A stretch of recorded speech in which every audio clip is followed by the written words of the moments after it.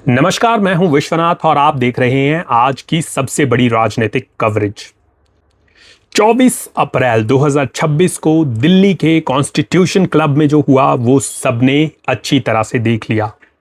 मंच पर आम आदमी पार्टी के दिग्गज सांसद खड़े थे, लेकिन उनकी पहचान अब पूरी तरह बदल चुकी थी। क्या यह सिर्फ एक दलबदल है या एक सुनियोजित पॉलिटिकल मर्डर? आज राज्यसभा के गलियारे में जो हुआ उसने न केवल उच्च सदन का गणित बदल दिया है, बल्कि अरविंद केजरीवाल की 12 साल की तपस्या पर सबसे बड़े सवालिया निशान खड़े कर दिए हैं। राघव चड्ढा, संदीप पाठक, अशोक मित्तल और हरभजन सिंह, ये वो नाम है जिन्होंने आज झाड़ू छोड़कर कमल थाम लिया है। आज हम विश्लेषण करेंगे उस मास्टर स्ट्रोक का जिसने कानूनी अयोग्यता के फंदे को मात दे दी। बने रहिए हमारे साथ, क्योंकि यह कहानी अभी खत्म नहीं हुई, ये तो बस शुरुआत है। आपको बता दें, शुक्रवार की दोपहर जब राघव चड्ढा प्रेस के सामने आए तो उनके चेहरे पर कोई भी हिचकिचाहट नहीं थी। उन्होंने एक झटके में घोषणा कर दी कि राज्यसभा में आम आदमी के 10 में से 7 सांसद अब भाजपा का हिस्सा होंगे। इन्हें राजनीतिक हलकों में G7 कहा जा रहा है। इस सूची में न केवल चड्ढा और पंजाब जीत के रणनीतिकार संदीप पाठक शामिल है, बल्कि पूर्व क्रिकेटर हरभजन सिंह, उद्योगपति राजेंद्र गुप्ता, विक्रम साहनी और स्वाति मालीवाल भी हैं। सबसे चौंकाने वाला नाम रहा अशोक मित्तल का। विडंबना देखिए, महज 3 हफ्ते पहले आपने राघव चड्ढा को हटाकर मित्तल को राज्यसभा में अपना उपनेता बनाया था, लेकिन आज मित्तल खुद पाला बदल चुके हैं। आप नेतृत्व ने इसे ऑपरेशन लोटस करार दिया है। संजय सिंह का आरोप है कि केंद्रीय एजेंसियों जैसे कि ईडी और सीबीआई के डर से इन सांसदों ने आत्मसमर्पण किया है। याद रहे, पाला बदलने से कुछ दिन पहले ही अशोक मित्तल के ठिकानों पर ईडी की छापेमारी हुई थी।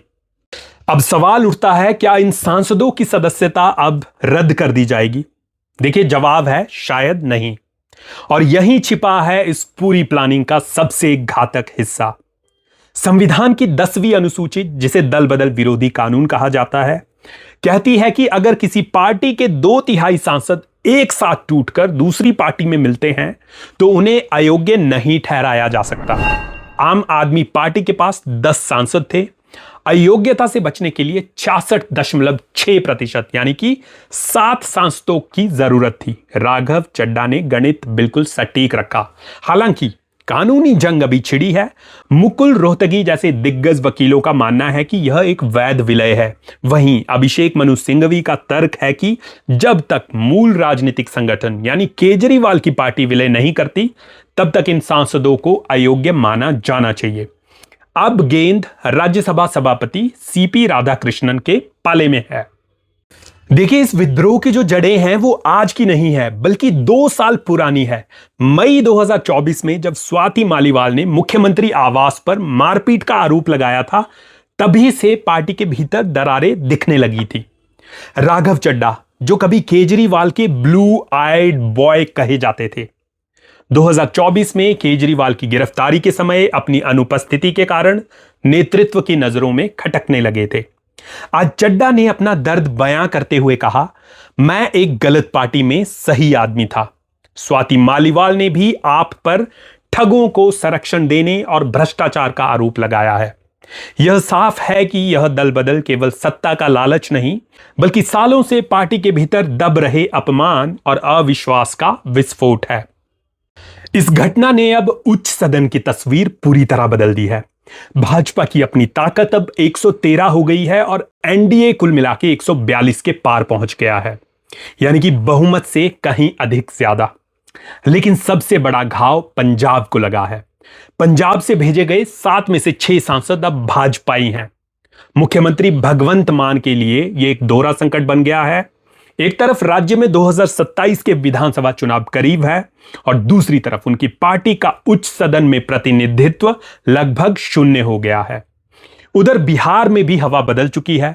नीतीश कुमार राज्यसभा जा चुके हैं और सम्राट चौधरी मुख्यमंत्री की कुर्सी संभाल रहे हैं।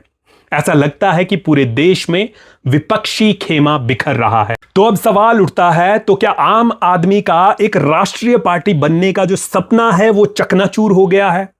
या केजरीवाल इस मलबे से फिर एक नई पार्टी खड़ी करेंगे?